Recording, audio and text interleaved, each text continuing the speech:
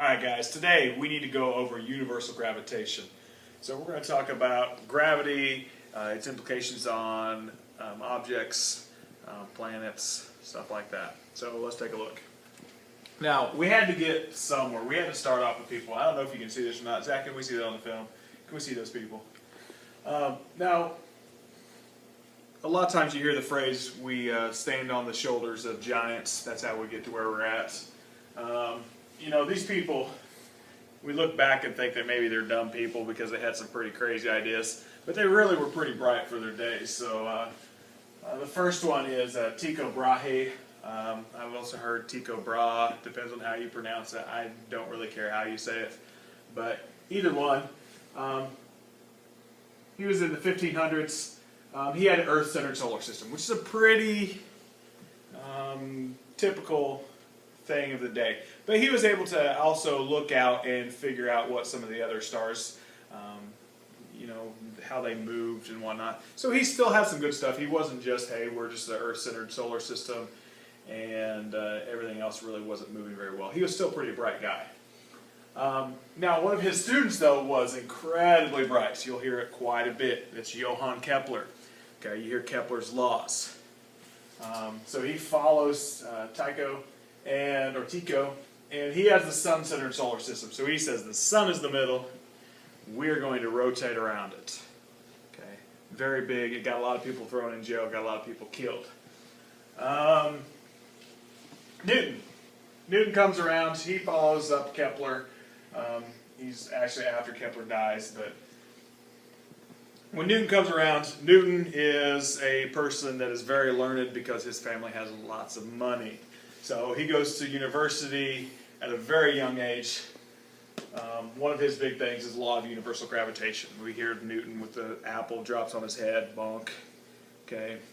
Newton had an apple orchard. That's why you have the little apple thing. Okay. He sat out there in his orchard, not just one or two apple trees, entire orchard, watches apples fall, and says, what the heck is going on here? Okay, Cavendish. Cavendish takes Newton's ideas. Again, remember, Newton's a bright guy. He invented calculus so he could solve stuff.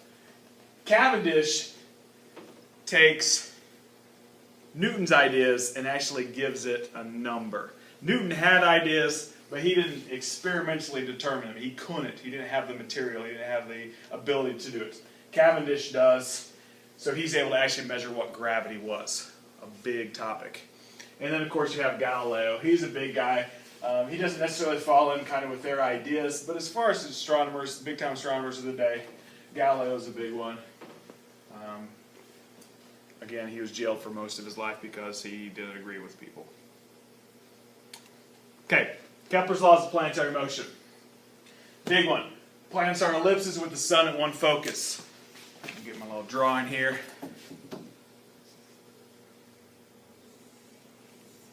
A lot of times you see maps, or not maps, solar system things, where you have a sun in the middle and you got planets that are sweeping around. Okay, it's very important. A lot of times they over-exaggerate those. So what they're doing is they're taking what should be a circular, or close to circular, and they're tilting it on its side. So you get that view. Okay, so they are ellipses, but they're not quite as extreme as what you see there. Okay. An imaginary line from the sun to a planet sweeps out equal times and equal intervals. So let me draw that. We do have times where we are a little bit closer to the sun than others. Okay, that's not an egg. We have a sun in the middle, and it is over-exaggerated here, but we are closer when we're over here than we are on this side. That's probably pretty easy to see with the way I've got it drawn here. So what it's saying is equal areas. So if I draw an area here, the amount of time it takes to move there, now the area over here is going to be smaller, but the path I cover out here is going to be much bigger. So since in that case, what he says is we're going to travel slower out here and we're going to go faster down there. Okay, that's a big time law right there. That's Kepler's second law. Okay, the last one of Kepler's laws is the square of the ratio of the periods of any two planets revolving around the sun is equal to the cube of the ratio. Holy cow, that sounds like a lot of information right there. Okay, we write an equation for this one. It's down here at the bottom. So we have period, which is t. So we have, it doesn't matter which planet you go, because there's a ratio here. So we have t of planet A over t of planet B. We square that. That equals the radius of A over the radius of B cubed. So depending on which one you want to work with, putting the large one up top makes it easier. That actually gives you a true ratio. It's nice to work with. Okay, you will always have one of these tables. You do not need to memorize any of this information. It is way too much stuff to do. But if you look at this, okay, they give radiuses. Okay, and a lot of times when we think radius, when we think of planets, we're like, what the heck are they talking about? Are they talking about the actual radius of the planet? Are they talking about the radius from the sun? On this first column, this is the radius of the actual object. Okay, so if I want the sun's radius, I'm talking about from the center of the sun to the edge of the sun. Okay, masses, these are in kilograms. You'll notice these numbers are very, very big. Mean distance from the sun, a lot of times we're going to use that, we're going to plug it into a radius, but this is going to be from the sun to that planet. We will use that a lot. You will always have that. You can either use it from this video, you can use your book, whatever you need, you have access to that. Okay, Newton's law of universal gravitation. Okay, so he says the apple is going to fall, something is pulling it down. So we're dropping, thump, down it goes. Now, what he says is something is pulling the apple down, but at the same time, the apple is pulling up. So he says, his law, he goes through that, and he came up with an actual equation. Okay, and that equation is F equals big G. Big G is going to be really important here. Times the mass of A, mass of B divided by your distance squared. So big G he couldn't solve for because it was a constant. He couldn't figure it out. He didn't have the actual experimental data to do. But when we have a large mass and a small mass, you'll notice the small mass really doesn't do anything. It doesn't have an effect on anything because it's so small. The large mass is going to eat all that up. Our distance squared, a lot of times that's the radius, how far away we are from it.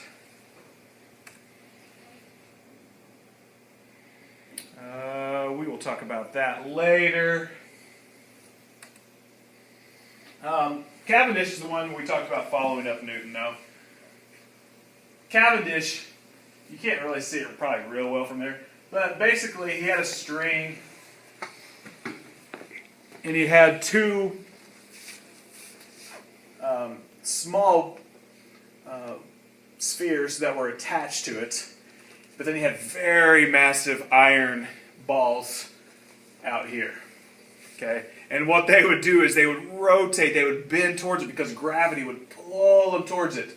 And he was able to determine the tension in the wire, the tension in the string here, and figure out how much force was there. And with that, he was able to figure out what big G was. So he actually measured it.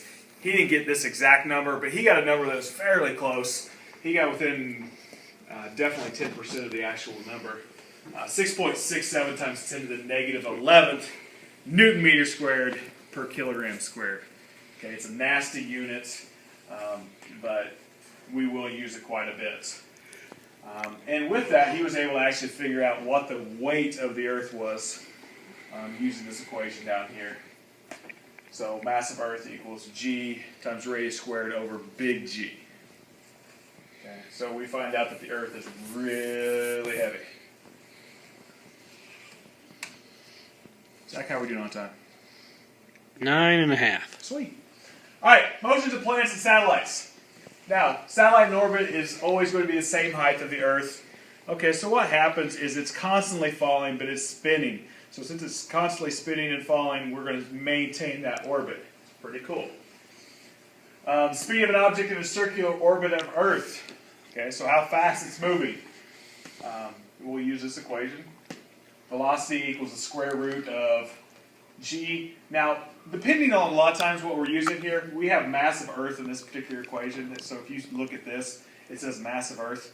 but you could use whatever you're orbiting. If we want to talk about orbiting the sun, we could put the mass of the sun. It doesn't really matter. But when we're talking about a satellite, we're going to use mass of the Earth. That's going to be divided by the radius. Okay. Period, so how long it takes to go around, we can rework it. And that's going to be 2 pi square root of radius cubed over the gravitational constant times the mass of the Earth. Again, if we want to do something else, if we want to figure out how long it takes to get around any other object, we use that object's mass. Both speed and period are independent of the mass of the satellite. Remember, mass does not have an effect there. Gravity is not going to be affected there by that mass. Okay, weightlessness. We'll actually watch probably a video on the Vomit Comet. If you have not seen the Vomit Comet, it is awesome. They literally will shoot. I'm going to draw this.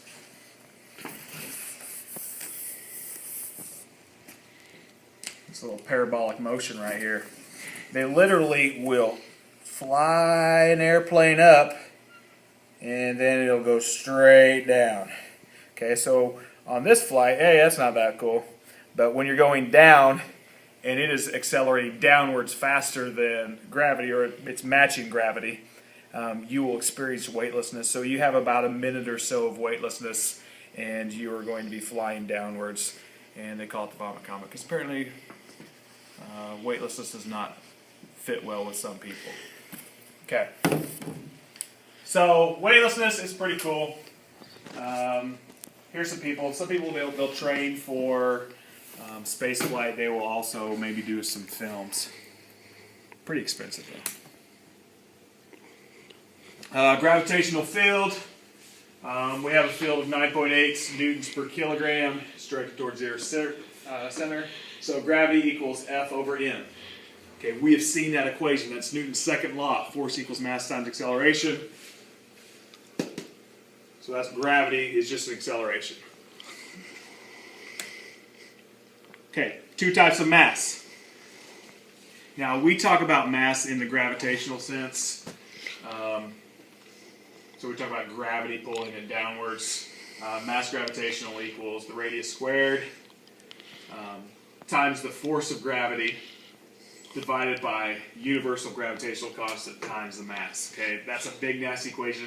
We use it quite a bit, but the inertial mass is the one that is really cool. The inertial mass you can use regardless if you're weightless or not. If you're out in space, you can do an inertial mass. Some of you have seen those little things they whip back and forth in class. Broyles, I know you've played with it. So it goes back and forth, and what it's going to do is going to move. You know, inertia is just the resistance to movement. So if it moves and we're able to determine how it moves, then we can determine its mass in that way. So it's pretty cool. Time, Zach? 13. Sweet. Now, this is actually probably one of Zach's babies. Zach loves the old Einstein theory. So if you want to talk about Einstein, if you want to do some theoretical stuff, Hunter, Sigwing, I know you're not watching the video, but if you do watch the video, go talk to Zach. He's got some cool stuff. He would love to talk with you about it some more. Okay, so think of it as in terms of a bed sheet. If you stretch a big bed sheet out and you're holding it up and you throw something in the middle of it, okay, what it's going to do is going to sink in. Okay, so what we have is we hear dimples in space and time. So Einstein says that it sinks down, pulling other things in there. So if we threw something out in the middle of a sheet and we dropped another object, that object would be pulled towards it. Okay, so that's what Einstein says. We're not going to go super in depth in this. This is about as far as we go with it. But if you take a theoretical physics in college, you will do a lot of it. So those are our gravities. Have a great week.